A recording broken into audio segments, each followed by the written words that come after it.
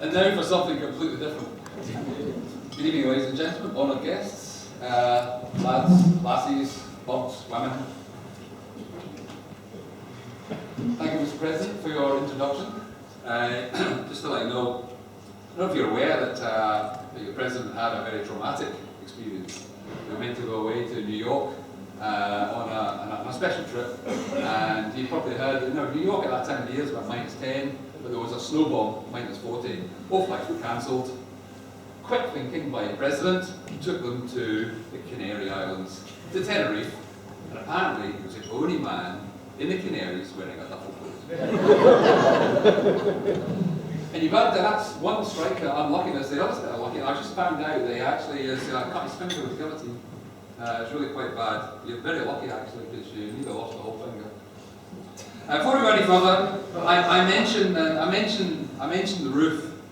The roof is a kind of a personal milestone to me. My beloved and I decided to downsize, buy a wee house we could do up, bring us together. She's got a touch of OCD and ANS, advanced nagging syndrome. I'll say no more than that, other than she was that close to being nailed to the roof next to that squinty tile. A few words about early trauma, just to put things into perspective. A move from southeast London to Springburn involved serious language and cultural changes. And I can assure you, Springburn in the early 60s is not the gated retirement nearby it is today. We lived in a wee wimpy, one of these new wee wimpy houses, on the edge of a sea of prefab. There was no such thing as an Anglo in those days, and as Bob pointed out, I was an English bastard.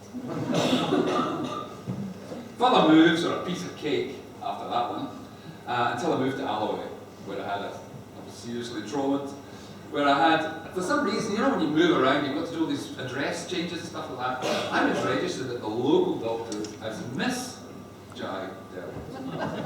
I never bothered anything about it. But one day I received an invite, can you believe this? An invite to a cervical screening. I wasn't stupid, I was 17, I was curious. I thought, that'd be a bit of a laugh going along to that, wouldn't it? I could see a film, a screening, that would be a film about women's bits, and great laugh. I was traumatised. I walked into that waiting room, and it was a sea of women, and I had an armful of popcorn. I couldn't believe it. And that look, just never forget it. It's nice to be back in the Brigadoon though. Back in my single days, it was called Burns Monument. It had a public bar, I don't think anyone really remembers it. Public bar, it had a public bar, it had a dartboard, and it had barmaids. Really nice barmaids actually. In fact, if I remember, one of them asked me for sex. I had to disappoint her. We had sex. It's nice to see a few kind of local celebs around in the audience. One of them being like Andy Jess there, I can see him smiling away. Andy's a multiple club champion at Belial and treasurer of the golf club. Fantastic to see you. Recently back from a barging holiday, took a big excuse and started pushing people into the canal. I know it was a good holiday though, wasn't it? Apologies for the B word earlier, but Bob started it. As you know, Burns suppers are traditionally kind of men-only, body-type affairs, and I don't intend to be kind of any less body. I don't think Burns, as he put it, was Uncle Gid or rigidly righteous. I don't see why his suppers should be anything, to be honest. Have that extra drink, just have a laugh. It's not my intention to offend in any way, anybody, but anyway, enough about me. It's about the lassies, the Burns. And I know there's a few gentlemen here that may not have seen a bird in full plumage for a while. Well, I do have an exhibit. Tracy, would you? Yeah, there it is. can you help me with this just so we can go?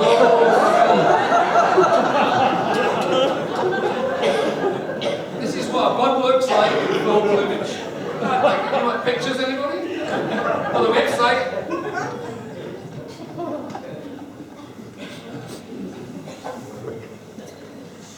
Anyway, like Burns, I love the lassies. In fact, I love all women. You hear me all right there? I said women, not swimming. No, it's a bit far away over there. The simple fact, most men in this room love the lassies. And some of the lassies love the lassies. You know, yeah. All that gender stuff, you know, it's getting a bit confusing, isn't it? Straight, gay, lesbian, feminist man, transgender, born as a woman, but living as a man, etc. Apparently, there are officially over 50 genders now. My personal favourite is gender fluid. Born as a woman, but now no longer lives as a woman or as a man, but doesn't answer to the pronouns he or she. Thankfully, and like ours, my needs are very uncomplicated. In rapture sweet this hour we meet, with mutual love and all that. Life is a simple thing. Modestly, I'd like to think Burns and I had a lot of common traits. I quote from Catherine Carter novel, The Jewel, which I'd recommend people read because it's about Burns' relationship with Jean, but from Jean's point of view. She says, he could be wild and mercurial, funny and tender. He is described as quite a tall for the time, with the most devastatingly attractive quality a man can have. He made a woman laugh. Now, gents, that last phrase is key. He made a woman laugh. Oh, well and good when the girls haven't heard your chat-up lines too many times, your best lines. What happens, and the relationship gets a bit trickier, the innuendo, it was so funny in the initial days, the double entendre, it will dries up. Like Burns, I could be called feckless, as it took a lot of wooing, rigorous interviewing, and a mistake or two along the way, before I found, thankfully, my red rose, the lovely apple. Unfortunately, she can't be here tonight. She's cleaning my golf course. Yeah, right. She's my rock, loyal, loving, and a good kisser. A bit like Jean Armour. I really do love Avro, but sometimes I'm not sure. You know, the symptoms of love, lightheadedness, and a shortage of breath, the inability to concentrate. It's a bit like carbon monoxide poisoning, isn't it? So I do say to her, Abby, I really love you, but maybe we should get the boiler service. By the way, Burns must have been a Premier League player in his day. If he didn't win the lassies over with his looks, charm and wit, he pulled out his secret weapon, a diamond-tipped stylus. How could you resist someone who penned a poem to you on a beer glass or a window? That is just fantastic, an absolute showstopper, and probably like the tweet of the day. I'm sure Burns struggled like me, and probably all men do, with relationship. You know, when a relationship moves, women say, deepens, away from that infatuation physical stage. Let's call that relationship status settled. That's when you find that men really are from Venus and women are from Mars. The author of that book wrote, when a man can listen to a woman's feelings without getting angry and frustrated, he gives her a wonderful gift. Listen to feelings. There's only so much a man can take, quite honestly, before his ears start to bleed and he's looking for the pause button. I think the problem can be broken down into two parts.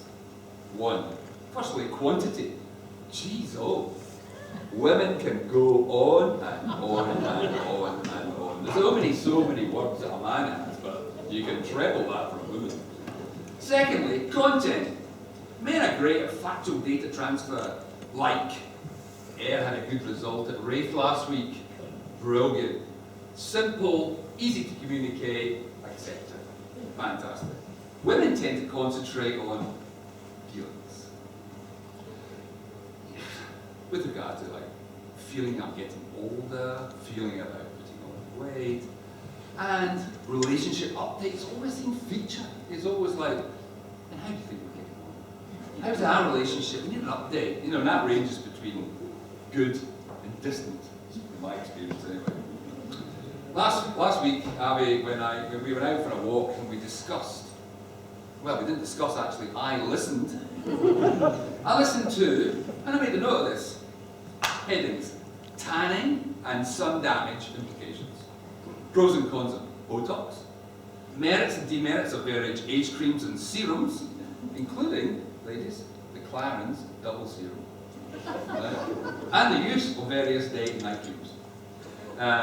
The price of hairdressing, £37.50 for a cut, wash and dry. It's unbelievable. It's like £4.50. The merits of a dry January. Exercise and how it can help our well-being. The impact of eating chia seeds. Oh. The verdict on our relationship. Apparently, I'm a bit distant. Lassies, you wonder why us guys switch off. I do, but I can relax. In some ways, in other ways I can't. Because I know at some point during that conversation, that discussion, I will get questioned. Like, what was I talking about there? Are you okay? You're very quiet. You sure you're all right? And gents, when you do talk, you have to be very careful to what you say, because these things can come back to bite you. You know, you get to a certain age, and you know, gifts are quite difficult to buy. And I know the run-up to Christmas is a particularly dangerous time to let your feelings out as a man. We went out for a walk once, and I was listening, sorry, and I said, "Oh look, that's an eagle." And I said, "No, it's not an eagle. That is a sparrowhawk. I can tell by its wings and short tail." What did I get for Christmas? I got a voucher for a bird experience. There I was, standing in the middle of the field, whirling about a metre around, and the phone goes, "Yes, darling, it's brilliant, thank you very much," as if you read my mind, exactly what I want. I can now accept the idiom, when men and women are able to respect and accept their differences, then love has a chance to blossom. I always knew that men and women were different, physically and psychologically. I thought the physical differences were tricky enough, and to be truthfully told, I haven't 100% got to grips with that bit either. No, recently I was watching the TV, and this message came up, and it said, "Documentary about to start, women and their clitoris." Press the red button. I couldn't find it. The psychological side is a minefield. As Bond says, though a woman's mind's like winter winds may shift and turn and all that. In the early years, when all my lines were funny and lyrical, double entendre, I could get a laugh by saying, "Daddy's home, and I got a mighty sweet tooth. Let's play Vikings and forget about the pillaging." Or even simply, I could get a laugh just by going to put the kettle on. Going to put the kettle on for my baby. They do that now, you're a wacko. It's all changed, the whole relationship thing is just totally changed. Raised eyebrows, rolling the eyes, it's just not fun anymore. To turn back the clock to those glory years would be absolutely fantastic. You know, in those days, Avril and I, we had a strong, animal attraction. Remember that? Yeah. Okay. And we had strong animal attraction. And once, and I remember this, we were out for a drive, and she gave me that look. Remember that look? Just stopped the car, and we had sex in the car. It was really quite uncomfortable. We should have let the parents. We should have dropped the parents off.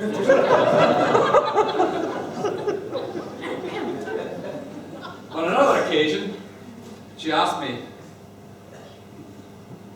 "Darling, will you tie me to the bed with 100% cotton stretch slacks? Will you slap my buttocks with a Sicilian lemon cheesecake?"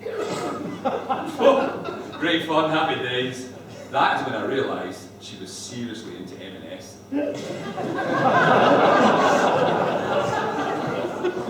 Oh, that's in the past now. We've got older, the kids have all moved out. My jokes and japes, yeah, frown instead of a laugh. A Saturday night, all-nighter, back-to-back DVDs. The sexual traffic lights, they kind of dwell on red amber instead of green for gold. It's made me think that women are more like dolphins, best enjoyed on holiday. Mind you, it's not all doom and gloom. Avril and I's relationship has deepened to best friends. I'm now an expert on perimenopausal symptoms. I've learned that sexual traffic lights can switch unexpectedly, and not to get kind of down in the dumps or, huffy. I've also found that blue cheese and a nice Shiraz is a really good substitute. Saying that, this New Year's party went with a bit of a bang. Avril had a bit too much to drink and mistook a party popper for a tampon. We all know the saying, behind every great man is a great woman. Maybe should that be, behind every good man there is a great woman. Yeah. No man gets to be good or even great in a vacuum, and I don't think Burns was an exception. Jean gave Burns love, devotion, and loyalty, and he didn't always return it.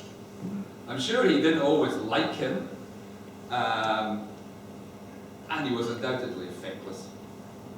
But she was a constant love of his life, the belle of Auckland, and a rock to Burns during his tumultuous life. I can't help feeling, at this point, a wee bit sorry for Melania Trump, an innocent gold digger, now playing a dangerous game. She really should be lying on the beach, thinking about having sex with Myra Carey's black backing singer, but she's having meetings with the Prime Minister, Abe of Japan, and Moon of South Korea. Scary for her and the Western world. I actually think she broke the golden rule of gold digging. Hold back until the target's off solid foods. Can't live with them, can't live without them. I think this is true and applies equally both ways. We are equals, but in a different way. Once a man cracks the code of yes means no, no means yes, and maybe means yes if you knew me well enough. Understand, once a month you're better off negotiating with Islamic State.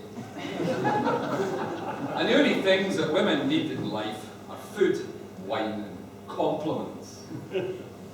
Once a woman understands, don't try and change a man, because when you have, you will like him. And stop kidding on that you're multitaskers. When was the last time you had sex and a headache? Lassies, for me, you are a man's equal, and sometimes more.